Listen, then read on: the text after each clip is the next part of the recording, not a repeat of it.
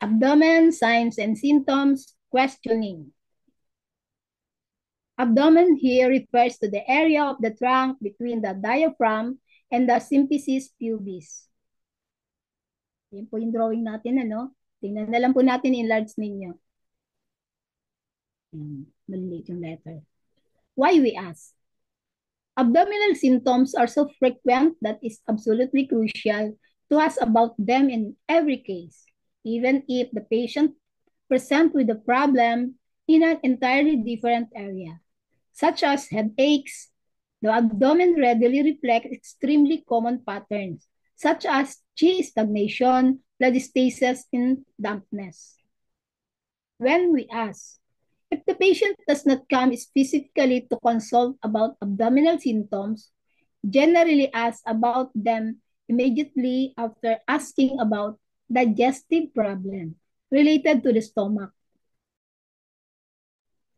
How we ask. So it is important to be clear about the area involved because patients are often vague about the location of their abdominal symptoms. For example, someone might refer to the whole abdomen as the stomach. We should therefore always make sure we ask the patient to point to the area involved.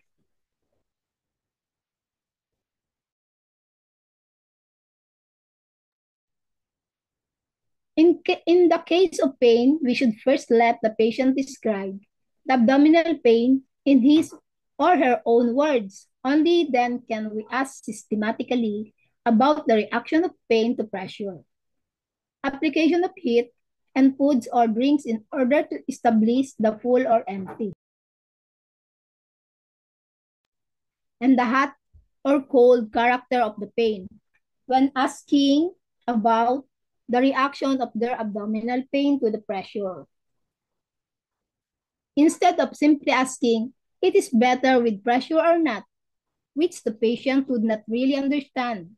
We should ask, when you have the pain, do you like to press the area of the pain with your hands or do you like being touched? When we ask about the reaction of the abdominal pain to exposure to heat or cold and to ingestion of hot or cold drinks. Besides this is also a terminology problem because few patients will actually use the term distension, often described as bloating in English, and even fewer the terms stuffiness. Thank you for your attention.